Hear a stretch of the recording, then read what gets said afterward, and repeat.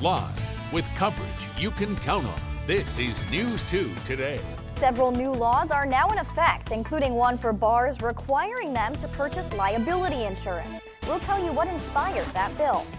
And a campaign is helping raise funds to prevent accidental drownings. How you can help the project reach its goal, coming up. Good morning. Thanks so much for joining us this morning. Today is Sunday, July 2nd. I'm Macy McLeod. And I'm Christine Kohler. I'm going to get straight to breaking news this morning.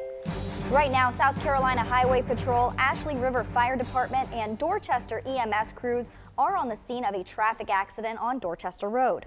Charleston County Dispatch tells us there are injuries involved. We have emailed officials for more information, and we'll bring you the details as this story develops. But a good idea to try to avoid that area, at least for the time being. Probably some traffic backup in that area as well. Sure.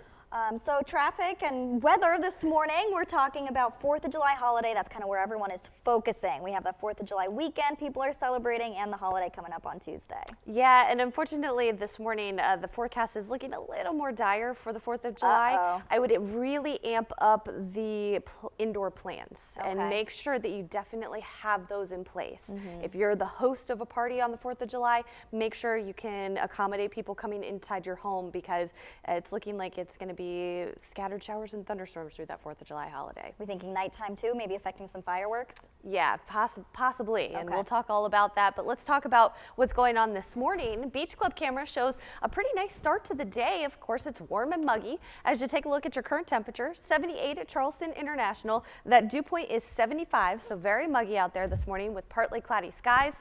As you take a look at the satellite radar picture, we've had some isolated sprinkles from time to time this morning, but for the most part, it's a fairly dry start for most of us.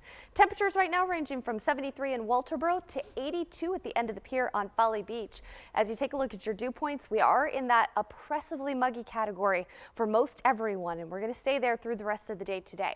Highs today in the upper 80s at the beaches, low 90s as you look a little further inland. You factor in that humidity, and it's going to feel like about 100 to around 105 this afternoon with a partly cloudy sky. Again, the slight chance for a couple of showers and thunderstorms as we move, especially into the afternoon. We'll talk more about those rain chances and a closer look at your 4th of July forecast coming up in just a few minutes. Macy? One person is dead following a car crash Saturday evening. That crash happened in the 12,000 block of North Highway 17 in McClellanville near the Georgetown County line. This is some video from that scene. Charleston County Sheriff's Office and Ondaw McClellanville Fire Department were on site. We know one other person was taken to the hospital, but no word yet on their condition. We will continue to update this developing story online and on air, and you can check us out online at counton2.com. We have an update to a story we brought you yesterday. One person was killed after they were hit by a car on Folly Road. Charleston County Sheriff's Office says the pedestrian was not crossing at the crosswalk. According to the Charleston County Sheriff's Office, speed does not appear to be a factor in this incident. And a crash that happened on Highway 17 ended in the death of one person. According to the Charleston County Sheriff's Office, a car hydroplaned on the wet road and began to spin. The car hit a truck, and the driver in that car was ejected and pronounced dead at the scene. The driver and two passengers in the truck were taken to the hospital with non-life-threatening injuries. South Carolina Highway Patrol is investigating this incident. If your business serves liquor in South Carolina, you will soon be required to have liability insurance. That law starts today. The bill requires business owners who apply for or renew their liquor license and sell alcohol after 5 p.m. to carry a minimum $1 million liquor liability policy. It was set up to help victims who were wounded, paralyzed, or killed due to alcohol-related crimes. It was originally inspired by the crash of Dillon officer Jacob Richardson. On July 6, 2014, Richardson was heading to a disturbance call at a bar. While on the way, he was hit by a drunk driver who the bar had overserved. As a result, Richardson was paralyzed with permanent brain damage. One of the 5 passengers in the car that hit him was also killed. South Carolina distillers now have more freedom to sell their liquor. The state's 34 distillers can now mix cocktails for a tasting instead of drinking them straight. The law was signed on May 19th and doubles the amount of liquor you are allowed to have. Before, distillers could only sell one 750 milliliter bottle, which is considered a fifth. Now you can get the equivalent of 3/5 a day. After today, the South Carolina Agriculture Department will issue permits to farmers to grow hemp. Farmers could grow industrial hemp in the state since June 10th. Now, just a reminder, hemp is not marijuana. Marijuana and medical marijuana are still illegal in the Carolinas. The state agriculture department will issue 20 permits this year. That allows those 20 farmers to be able to plant up to 20 acres the first year. After a few years, they can grow up to 40 acres. Another law now in effect today is the overdose law. If someone suffers a drug or alcohol-related overdose, they will not be prosecuted if they seek medical help. The law was signed on June 10th. It was made to help ensure an overdose victim will get help when they need it without worrying about going to jail. The law includes alcohol poisoning for those under 21. According to the new law, to get immunity, you must use your name when you call for help, fully cooperate with police and medical personnel, and remain with the person who overdosed until help arrives. A 29-year veteran of the South Carolina Highway Patrol is taking over as its new commander. The South Carolina Department of Public Safety announced on Friday that Lieutenant Christopher Williamson will replace Colonel Michael Oliver, who's retiring. DPS says that Williamson will be the first black commander to lead the patrol. Williamson said his goals include reducing fatal collisions, recruiting the best troopers, and enhancing community relations. Some sad news to report this morning. A former Wofford College president and former University of North Carolina chancellor has died. A news release from UNC says Paul Hardin III died at his Chapel Hill home on Friday after battling ALS, also known as Lou Gehrig's disease. Hardin served as president of Wofford from 1968 to 1972. In a statement, Wofford's current president called Hardin a visionary leader and praised Hardin's desegregation efforts during his tenure and his hiring of the college's first African-American administrator. Paul Hardin was 86 years old.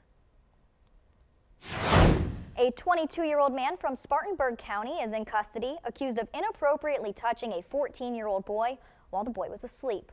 Anthony Briggs is facing several charges that could put him behind bars for more than 70 years. The solicitor's office says the charges involve a 12-year-old boy and two 14-year-olds. In court, officials say Briggs confessed to SLED that he sent lewd photos and videos to the boys and also impersonated a police officer.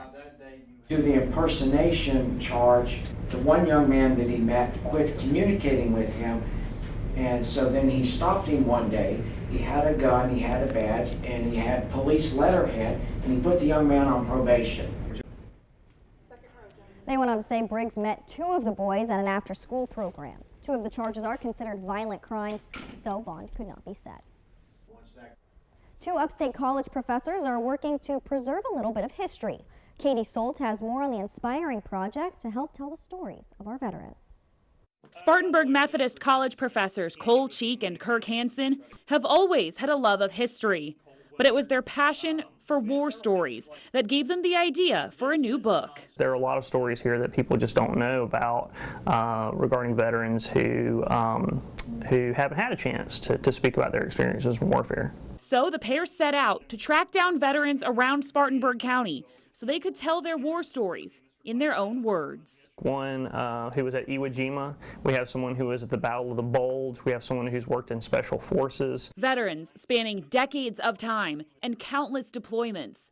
Their stories are already having an impact on Cheek and Hansen. He was located 10 miles back behind the front lines. He hitchhiked 10 miles to the front line just to see that high school buddy, to be able to say hi and make sure that he was doing well. Mr. Abraham, he worked in communications, and they would bring all of the dead through that base. And he said, you know, I was seeing these hundreds and hundreds of bodies come through, and he said it was constantly on his mind, thinking about what those people gave. While the book is a key to the stories of the past, Cheek and Hansen are also hoping the book can make an impact on future veterans too. If we can understand what some of these veterans went through in the past, that should encourage us to sit down and take stock of what's happening with the men and women that are overseas now. What are they going through? When they come back, how can we serve them? How can we understand them better? As the pictures and memories of veterans start to come together, so too does the image of those who gave so much to protect our country. Cheek and Hansen say they will also submit interview transcripts to the Library of Congress so they can be preserved. They say they hope to publish the book in 2018 and plan to use the profits from the sales to do more projects like this around the upstate. The South Carolina Department of Natural Resources confirms South Carolina's first green sea turtle nest of the season in Garden City in Horry County. According to a Facebook post, SCDNR says their biologists suspect it is the same female that nested in 2010, 2012, and 2014. Once genetic analysis is completed, DNR will be able to confirm this. The green sea turtle is on the endangered species list. They are herbivores and remain near pastures of turtle grasses. That's according to DNR's website. This weekend may be your chance to give a pet a forever home. The Francis Willis SPCA in Somerville is hosting a Clear the Shelters event this weekend. More than 100 animals are up for adoption. The nonprofit has more than 300 animals on site and they are over capacity. So far, the organization has seen more than 45 pets find a new home. We've had a line out to the road, but it has not stopped people, and we are so grateful and thankful for people to adopt. This Clear the Shelter initiative ends today. Animals 6 months and older can be adopted for $17. They come spayed, neutered, microchipped, and vaccinated. The Clear the Shelters event is being held at PetSmart in Azalea Square, Petland, and the SPCA on Four Paws Lane in Somerville. News 2 Today is just getting started. A student on a mission wanting to help the elderly and others get freshly cut lawns and inspire young people to volunteer. His story is coming up in our second half hour. But first, if you are tired of traditional barbecue, we have a guest here to show us some alternatives to cook up for the 4th of July. Stay with us. News 2 Today continues after the break. Live with coverage you can count on. This is News 2 Today. This weekend is marking a record holiday travel season, and police are preparing for it too. We have tips on how to make it a safe road trip. And South Carolina's first gas tax increase goes into effect today for the first time in 30 years. We break down where that money is going. Good morning. Thanks so much for joining us today. It is the first day of July. I'm Macy McLeod. We're going to get right to breaking news this morning. One person is dead following a two-car accident on Savannah Highway. The St. Paul Fire Department, Charleston County Sheriff's Office, Charleston County Rescue, and EMS crews all responded to that scene. According to Charleston County Dispatch, the call came in at 12:30 this morning. Right now, we are working to find out the condition of the other people involved. We are also following another breaking news story. This one is involving a car versus pedestrian accident on Folly Road and Battery Island Drive. According to Charleston County Dispatch, Charleston County Sheriffs, City Police, EMS, and the County Coroner all responded to the scene. That call came in at 11 o'clock Friday night. We are working to gather some more information on this story, and we will bring you more information as it develops. Time now to take a look at the forecast for this weekend and our whole long holiday weekend with Storm Team 2 meteorologist Chrissy Kohler. Chrissy, can we get outside today? Absolutely, you can get outside as long as you can handle the heat and humidity. We've got those temperatures warming into the 80s and low 90s and just a slight chance for a stray shower. Let's take a look right now at what's going on from our Beach Club camera. You can see those clouds starting to break up. Started out with a mostly cloudy sky. A bit more sunshine trying to peek through right now. We're at 78 at Charleston International with a dew point of 74, so it's very muggy outside and going to continue to be through the rest of the weekend and all the way through the holiday. Satellite radar picture shows a couple of thunderstorms that were sitting just off the Charleston County coast a couple of hours ago. Still very slowly drifting away from the area, but further offshore now. So if you're planning on trying to take the boat out here in the next little while, just don't head too far offshore. Otherwise, you'll get caught under one of those thunderstorms. But a little bit closer in, you're pretty good to go. Taking a look right now at your temperatures, we're anywhere from the mid-70s to the inland to the upper 70s at the coastline. Those dew points in the low to mid-70s means it's very muggy out there. It's going to continue to be through the rest of the weekend. Highs today, mid-80s at the beaches to around 90 inland. Factor in that humidity though, and it feels like the upper 80s to low 90s in many backyards. We'll talk more about those rain chances through the 4th of July holiday coming up in just a few minutes. Macy? Well, thank you, Chrissy. Right now, you are taking a live look out on the beach at Isle of Palms. You can see people are already out there enjoying the water. Doesn't look like the weather's bothering them at all. Thousands of people are expected to visit the Low Country this weekend to celebrate the 4th of July. Visitors can expect to see fireworks on the beach. They start at 9 p.m. on Tuesday. So definitely if you're going out there to the beaches, make sure you're putting on that sunscreen and drinking plenty of water because as Chrissy said, it is going to be hot out there. More people in the Palmetto State will be hitting the roads for the holiday weekend. Experts are expecting more travelers than ever before, raising the stakes on an already dangerous holiday. News 2's Sophia Arizosa takes a look at what travelers will see. If you're traveling this weekend by car, air, or sea, you can bet you'll have company. It's pretty rough around here with everyone, especially on holidays, especially getting out to the beaches. A combination of low gas prices and strong employment has people packing their bags and headed to celebrate the holiday weekend. Just always got more people coming to it, it seems like. I've been living here for about 12 years now, and it just gets busier and busier. AAA says this 4th of July weekend will have more people traveling than ever before. Higher confidence has really led to more consumer spending.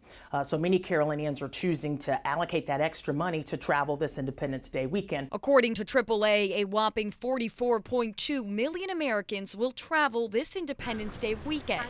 Around 600,000 of those people, South Carolinians. The majority opting to drive to their destinations. Just plan for crowded highways. You know it's going to be crowded out there. We like to say pack your patience and drive to your destination as safely as possible. The high number of travelers adding to an already dangerous holiday. It's really one of the deadliest days of the year for traffic deaths, so we urge you not to turn a good time into a tragedy. According to South Carolina Highway Patrol, last year during this holiday weekend, 17 people died. Now officials are asking you to use caution. Don't drink and drive, buckle up, obey the speed limit, put the cell phone down. You know, distracted driving can be just as dangerous as drunk driving. In fact, distracted driving is becoming an epidemic. And this weekend, expect to see law enforcement out in large numbers. The Charleston County Sheriff's Office will have a traffic safety checkpoint tonight. We spoke to officials who have advice for pedestrians about keeping it safe. Wear something that's bright and reflective so that people can see you. You know, retro reflective is what we suggest. You can be seen as far away as 500 feet if you wear those types of things. If you do have to walk somewhere, don't walk with your back to traffic. You want to know what's coming up behind you, so make sure you're walking towards traffic. You don't want someone to come up behind you, run off the road, and you not know it, and then you get taken out. You can expect to see those checkpoints in West Ashley tonight near Bees Ferry Road and Savannah Highway. That's starting at 11 p.m. South Carolina has some of the lowest gas prices in the country. Right now, the average in the state is around $1.88, but around the low country, prices are even cheaper. It's only $1.68 at the Circle K on Dorchester Road at Appian Way, and $1.69 a gallon at the Speedway on Ashley Phosphate Road and Plantation Drive in North Charleston. According to GasBuddy.com, these are the lowest prices in the state. Charleston's mayor has announced the city's interim police chief. Mayor John Tecklenburg has appointed Deputy Chief Jerome Taylor as the interim chief. Taylor has served in law enforcement for more than 40 years. Most recently, he was Commander of Investigations and Community Outreach Bureau. Chief Deputy Taylor will take on the position once current Police Chief Greg Mullen retires August 1st. The city is currently conducting a national search for a permanent police chief. On Friday, a motion was filed to unseal testimony transcripts from the trial of former North Charleston police officer Michael Slager. He was charged with the murder of Walter Scott. Slager's trial ended with a hung jury, and right now he's awaiting sentencing after pleading guilty to federal civil rights charges in May. One man is being treated for stab wounds after he was stabbed by another man who called it self-defense. Just before 6 o'clock Friday evening, officers responded to the 1600 block of Carlton Street, where they found a victim suffering from a stab wound. People who saw the incident pointed out the man responsible for the stabbing to officers. The man told officers his actions were in self-defense and attacked the victim when he approached him. He was not charged and did not press charges against the victim. Jesus Marquez, the man you see on your screen, is in jail after allegedly hitting his uncle several times with a hammer. A witness told police Marquez began arguing with his uncle before hitting him 5 times. The victim was taken to the hospital and no word yet on his condition. Marquez faces charges for attempted murder. A murder suspect went through bond court Friday in Somerville. Raymond Alfonso Mazik Jr. was arrested by U.S. Marshals, and we got the chance to speak to his mother. Declaring his innocence before the bond court judge, Mazik is charged with murder and possession of a firearm during the commission of a violent crime. His brother Daryl also facing charges for the same crime. Police believe Raymond fatally shot David Williams on June 21st while at a property on West 2nd North Street in Somerville. Harriet Baxter, the mother of both the Mazik men, as well as the sister of the victim, told News 2 what she knew about the incident, which involved a cup of gasoline. He was drinking, and he probably was doing drugs, most likely. And he came in and he threw the cup toward Darryl and Alfonso. The gas hit Darryl, and some splashed in my grandson's eye. Baxter said Williams could not have been shot by her sons, and that another family member saw them leave the home before Williams was found dead. The tax is going up by 2 cents a gallon for the next 6 years, starting today. It's the first time the gas tax has increased since 1987. A 10-year plan was created to manage the funds coming in. It shows that a bulk of the money will go to 3 different priority areas. A rural road safety program, which identifies and fixes the most dangerous rural roads. It will also pay for an interstate widening program. Right now, the DOT is working to improve 140 miles of interstates across South Carolina. Top priority will be resurfacing roads statewide, the top budgeted project in the 10-year plan. The new roads bill is expected to add $600 million in DOT funding over the next 6 years. That means by 2024, the DOT will receive around $800 million. That's according to this 10-year plan. $407 million of that will be spent resurfacing roads, $67 million on bridges, $161 million on interstate widening, $50 million for rural roads, and $115 million for additional widening. Also today, the moped bill goes into effect statewide. It requires mopeds to be licensed and registered and follow many of the same laws as other vehicles. Also included in that law, moped drivers will be prosecuted for driving under the influence. They are also required to drive no faster than 55 miles per hour. 41 moped drivers died on South Carolina roads last year. And starting today, a new law will increase the size limit and lower the bag limit and boat for Gulf flounder. The legal size goes from 14 inches to 15.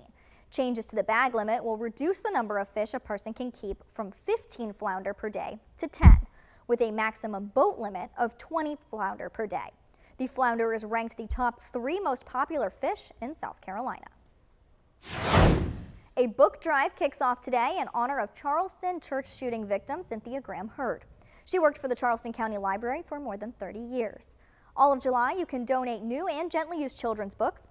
They will go to students who need to improve their literacy and reading levels. The books will also help students develop a love for reading by having their own personal libraries at home.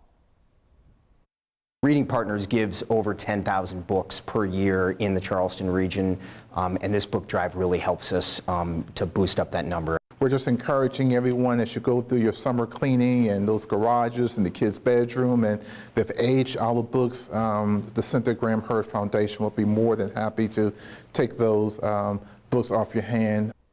You can drop off books at 6 Charleston County Library locations. That's on Dorchester Road, Hurd St. Andrews, where Ms. Hurd worked, Johns Island, the main library in downtown Charleston, Mount Pleasant, and Otranto Road. You can also drop them off at Mellow Mushroom in North Charleston, Somerville, West Ashley, and on King Street. News 2 Today is just getting started. A picture from the Low Country going viral online after an officer helps a man carry his bags. We'll introduce you to the man in that picture coming up in our next half hour. And an organization helping veterans with post-traumatic stress disorder by giving the gift of healing with their hands. We have a guest in studio to tell us more. Stay with us. We'll be right back after the break.